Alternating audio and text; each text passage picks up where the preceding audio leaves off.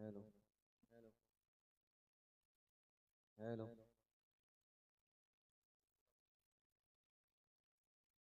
hello, hello. بسم الله الرحمن الرحيم. اللهم صل على سيدنا ومولانا محمد عيد ما في علم الله صلاة دائم بدوام ملك الله. اللهم أصلح أمة محمد. اللهم ارحم أمة محمد. اللهم فرج عن أمة محمد صلى الله تعالى عليه وآله وصحبه وسلم. ربنا آتنا علما نافعا ورزقا كريما وذهنا واسعا وعملا صالحا وقلبا منورا بنور مصطفى صلى الله تعالى عليه وآله وصحبه وسلم. وصلى الله تعالى على خير خلقه محمد وآله وأصحابه أجمعين برحمتك يا أرحم الراحمين بحق لا إله إلا الله محمد رسول الله صلى الله تعالى عليه وآله وصحبه وسلم. السلام عليكم ورحمة الله وبركاته.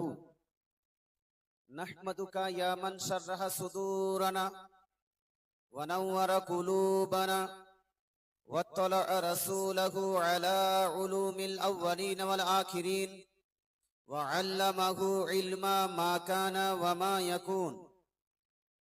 والصلاة والسلام على من كان نبيا وآدم بين الماء والطين. أما بعد فأعوذ بالله من الشيطان الرجيم. بسم الله الرحمن الرحيم. والعصر إن الإنسان لفي خسر إلا الذين آمنوا وعملوا الصالحات. وقال النبي صلى الله تعالى عليه وآله وسلم إنما جعل الإمام ليتم به فإذا كبر فكبروا وإذا قرأ فأنصتوا. وقال النبي صلى الله تعالى عليه وآله وسلم الأنبياء أحياء في قبورهم يصلون. صدق الله العظيم وصدق رسوله النبي الأمين المتين الكريم. ونحن على ذلك من الشاهدين والشاكرين والذاكرين والحمد لله رب العالمين. Honorable President of this stage, respectable ulama ikram, then dearest and nearest all Islamic brothers and sisters, especially the youngsters and the committee of this Jalsa, the students of school, college, universities. Tonight our Almighty Allah, the Creator, the Nourisher, the Sustainer, the Maintainer, who created at first the Nur of Holy Prophet sallallahu ta'ala alaihi wasallam, then each and everything in the light of his Holy Prophet sallallahu alaihi wasallam, gave us a beautiful night, a great opportunity to increase our Islamic knowledge with the help of this Jalsa and various scholars of Islam. So we all at first must praise and glorify our Almighty Allah who gave us this beautiful night and who especially made us the Ummah of the Holy Prophet sallallahu alaihi wasallam. Samosto prashonsha, hamd, sana, tarif একমাত্র মহান প্রতিপালকের দরবারে নিবেদিত, যিনি এক ও দ্বিতীয়, যিনি অক্ষয় অব্যয়, যিনি নিরাকার, যিনি নিরাকার নিরাকার নিরাকার, যিনি আপনাকে আমাকে গোটা কায়নাতকে সৃষ্টি করেছেন এবং স্পেশালি আমাদেরকে দয়া নবী মায়া নবী আকাই নামদার মদিনী তাজদার আহমদি মুখতার জনাবে রাসূলুল্লাহ সাল্লাল্লাহু তাআলা আলাইহি ওয়াসাল্লামের উম্মতি হয়ে জীবন অতিবাহিত করার শক্তি প্রদান করেছেন এবং আজকের এই পবিত্র মঞ্চে পবিত্র সভায় আমাদেরকে পার্টিসিপেট করার এবং ইসলামিক আলোচনা শ্রবণ করে নিজের ইসলামিক জ্ঞানকে বৃদ্ধি করার শক্তি প্রদান করেছেন। তাই আসুন সেই মহান প্রতিপালকের দরবারে, আল্লাহর দরবারে একবার শুকরিয়া জ্ঞাপন করি। পড়েন সবাই উচ্চ স্বরে আলহামদুলিল্লাহ, একটু জোর জোর পড়ে আলহামদুলিল্লাহ। সম্মানিত মুসলিম সমাজ, মাইকওয়ালা ভাই, মনে হয় যে বাহিরে আওয়াজটা খুব ভালো আছে, স্টেজে আওয়াজটা কম আছে। তো এই বক্স গুলো ওদের সমস্যা হচ্ছে কিনা, একটা বক্স হালকা ধরে এইদিকে ঘুরিয়ে দেন। মাইকের সবসময় হাত দিয়েন না, যখন হাত দিতে বলবো তখনই হাত দিয়েন। মাইকের মেশিন অনেক আছে মেশিন, কিন্তু একটু হয়তো অপারেটিং এ হালকা মিস্টেক হচ্ছে, হালকা ঘুরিয়ে দিন। বাস বাস বাস বাস, এবার সুন্দর হয়েছে। সাউন্ড কম থাক কোনো সমস্যা নাই, কিন্তু আওয়াজ যেন বোঝা যায় নাকি ভাই। আর হাত দিয়েন না, এখন কথা বোঝা যাচ্ছে? ঠিক আছে। যাই হোক ভাই ইসলাম, আমরা হলাম সুন্নি হানাফি মানুষ। আমাদের জালসা জুলুস মিলাদ মেহফিল সব জায়গায় আমরা নবীজি সাল্লাল্লাহু আলাইহি সাল্লামের প্রতি দরুদ শরীফ পাঠ করি। আজকে আমার বক্তৃতার বিষয়, মেন বিষয় হলো the creeds and the activities of Ahle Sunnah wal Jamaa in the light of Quran and Sunnah। কোরআন ও হাদিসের আলোকে, কোরআন ও হাদিসের আলোকে আহলে সুন্নাত ওয়াল জামাতের আকীদা এবং আমল সমূহ। তৎসঙ্গে যদি কারো কোনো প্রশ্ন থাকে সেই প্রশ্নটা লিখিত আকারে স্টেজে পাঠাতে পারেন। আর যদি কেউ খুবই মূর্খ হন বা লিখতে পড়তে না জানেন, তাহলে কমিটিকে বলবেন এখানে সামনে আসবেন, আপনাকে মাইক দেওয়া হবে, মাইকে আপনি প্রশ্নটা করে আবার নিজের জায়গাতে গিয়ে বসে যাবেন। কথা বোঝা গেল? হ্যাঁ, যদি লিখতে পড়তে পারেন তাহলে ঠিক আছে, আর যদি না পারেন, অনেকগুলো মানুষের পড়াশোনা করেননি, তারা আবার এখানে এসে মাইকে প্রশ্নটা করে যেতে পারেন। যাই হোক, আলোচনার পূর্বে আসুন আমরা সবাই মিলে একত্রিত হই মহাব্বতের সহিত, প্রেমের সহিত, ভালোবাসার সহিত আমার নবীর প্রতি একবার দরুদ শরীফ পাঠ করি। পড়েন সবাই আল্লাহুম্মা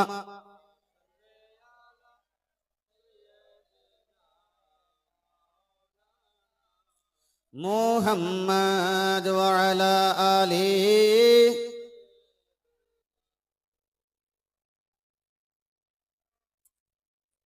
সাল্লাল্লাহু তাআলা আলাইহি ওয়া আলিহি ওয়া সাল্লাম। আচ্ছা বলেন তো ভাই, আমাদের সৃষ্টিকর্তাকে, জোরে বলতে হবে, আমাদের রাজিক রিজিক দাতাকে আল্লাহ, আমাদের উপাস্যকে আল্লাহ, আমাদের মাবুদকে আল্লাহ। মুসলমানদের কলেমা, একজন মুসলমানদের কলেমা কি? মুসলমানদের কলেমা হলো লা ইলাহা ইল্লাল্লাহ।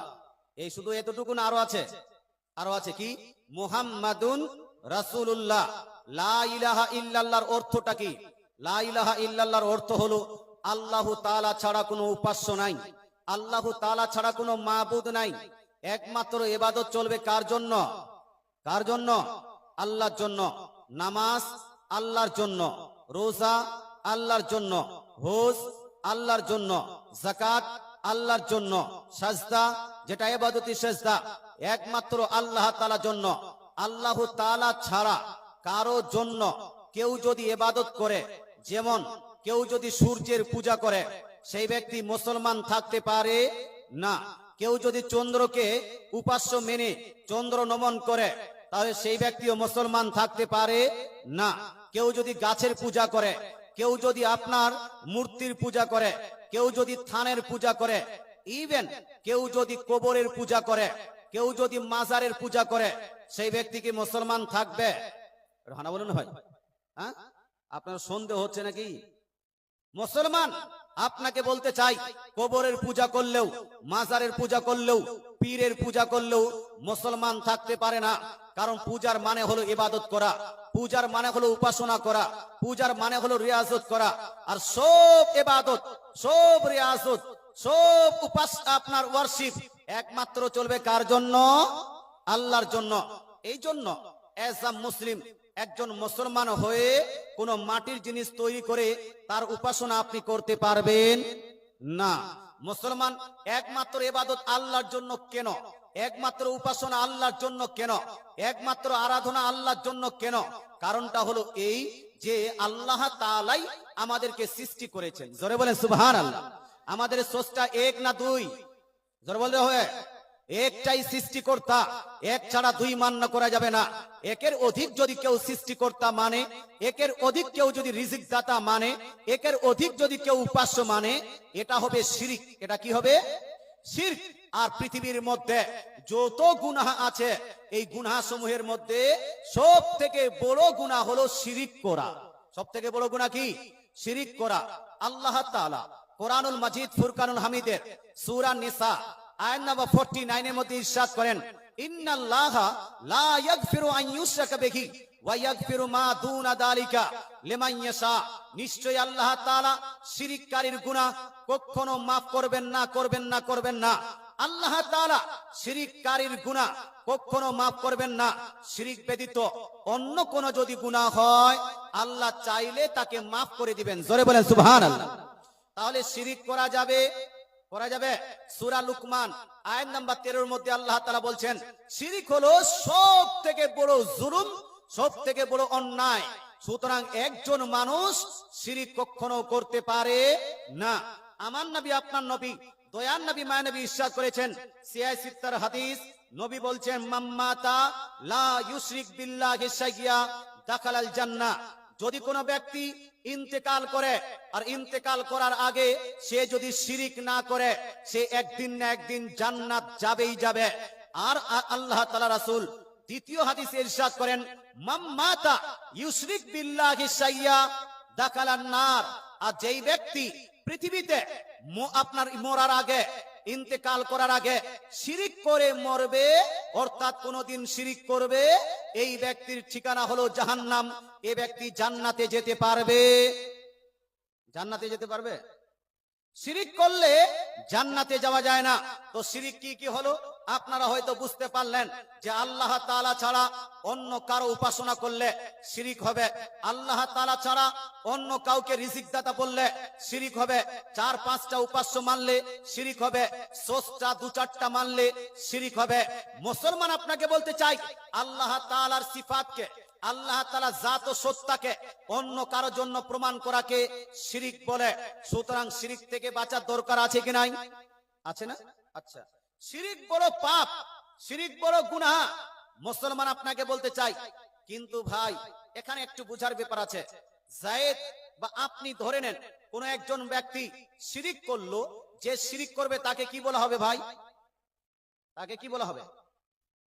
যে প্লে করে তাকে বলা হয় কি? প্লেয়ার। কি বলা হয়? প্লেয়ার। যে টিচ করে তাকে বলা হয় টিচার। যে ড্রাইভ করে তাকে বলা হয় ড্রাইভার। যে শিক্ষকতা করে তাকে বলা হয় শিক্ষক। যে ইসলাম নিয়ে আসে তাকে বলা হয় মুসলিম। যে কুফর করবে তাকে বলা হবে কাফির। যে ঈমান নিয়ে আসবে তাকে বলা হবে মুমিন। আর যে শিরক করবে তাকে কি বলা হবে? গ্রামার বুঝেন না হয়তো। যে শিরক করবে তাকে বলা হবে মুশরিক। তাকে কি বলা হবে? এই যে মুশরিক বলে না, কাফির মুশরিক। কাফির তাকে বলা হয় যে কুফর করেছে, আর মুশরিক তাকে বলা হয় যে শিরক করেছে। আচ্ছা বলুন তো ভাই, মুশরিকরা কি মুসলমান? ভানা বলুন, মুশরিকরা কি মুসলমান? মুসলমান তো নয়। যে শিরক করবে সে মুসলমান থাকে না, যে মুশরিক হবে সে ব্যক্তি মুসলমান থাকে না। মুশরিক আলাদা আর মুসলমান আলাদা। মুসলমান এখানে একটু ধ্যান দেন, শিরক করলে মুশরিক হয়। কিন্তু ভাই যদি কোনো ব্যক্তি শিরক না করে, শিরক করে নিও, আর তার উপর কেউ যদি শিরকের ফতোয়া লাগায় যে এই ব্যক্তি শিরক করলো, এই ব্যক্তি কুফর করলো, বলুন তো ভাই যদি কেউ শিরক না করে তারপরেও তাকে যদি শিরকের ফতোয়া তার উপর চাপিয়ে দেওয়া হয়, এই ব্যক্তি মুশরিক হবে? হ্যাঁ বলুন। যে টিচিং করে না তাকে যদি টিচার বলা হয় সে টিচার হবে। যে ড্রাইভিং জীবনও জানে না তাকে যদি ড্রাইভার বলা হবে তো সে ড্রাইভার হবে না মুসলমান। যে শিরক করেনি তাকে যদি আপনি শিরকের ফতোয়া লাগান, তার উপর তাকে যদি আপনি মুশরিক বলেন, তাহলে শিরক আপনার তাকে লাগবে না, সে মুশরিক হবে না, বরং শিরকের ফতোয়া ঘুরে যে বলবে তাকে লেগে যাবে। কথা কি বুঝাতে পারলাম? আল্লাহ তাআলা রাসূল বলছেন, বুখারী, মুসলিম, তিরমিজি, নাসাঈ, আবু দাউদ, ইবনে মাজার হাদিস, যে যদি কোনো ব্যক্তির উপর শিরক এবং কুফরের ফতোয়া লাগানো হয় আর সেই ব্যক্তি সত্যিকারী শিরক বা কুফর না করে যে ফতোয়া দিবে সেই ব্যক্তি মুশরিক হয়ে যাবে। কথা বোঝা গেল? মুসলমান, এখন আমি আপনাকে জিজ্ঞেস করতে চাই, আপনারা সুন্নি মুসলমান, আমরা পীর মানি কি মানি না ভাই? জোরে বলেন না। মানেন? আপনারা মাজারে যান কি যান না? যান। কবরে যান কি যান না? যান। কবরস্থানে যখন যান, আপনার মাজার যখন যান, যখন আপনি পীর মানেন, এক শ্রেণীর মানুষ বাংলাদেশ আর এই আপনার ইন্ডিয়ার মানুষ মোটা ছোটা সব বলতে শুরু করেছে যে কবরে যায় এ হলো কবর পূজারী, যে মাজারে যায় এ হলো মাজার পূজারী। যারা পীর মানে তারা হলো পীর পূজারী। বলুন তো ভাই, আল্লাহ তাআলা ছাড়া অন্য কারো পূজা করা কি জায়েজ না শিরক? এই জন্য বলুন না বা শিরক। তার মানে তারা বলতে চায় যারা কবরে যায় তারা শিরিক করলো, যারা কবরে মাজারে যায় এরা শিরিক করলো, যারা পীর মানে এরা শিরিক করলো, যারা নবীকে গায়বের সংবাদদাতা মানে এরা শিরিক করলো। মুসলমান, এবার আপনি নিজেই কবরে যান, আপনি নিজেই মাজারে যান, আপনি নিজেই নবীজি সাল্লাল্লাহু আলাইহি সাল্লামকে ইলমে গায়বের সংবাদদাতা মানেন। বলুন তো সে শিরিকের ফতোয়া আপনার উপর দিয়েছে, আপনি যদি শিরিক না করেন, আপনার এই কাজগুলো যদি শিরিক না হয়, শিরিকের ফতোয়া ঘুরে তাদের উপর যাবে কি যাবে না? তাদের উপর যাবে কি যাবে না? এবার আমি আপনাকে জিজ্ঞেস করতে চাই, এতটা যখন ঠিক বুঝতে পেরেছেন, বলুন তো কবরে গিয়ে আপনারা করেন কি? মাজারে গিয়ে আপনারা করেন কি? কবর এবং মাজারের পূজা করেন? বলুন কি করেন? ওখানে গিয়ে কবরের পূজা করেন, মাজারের পূজা করেন?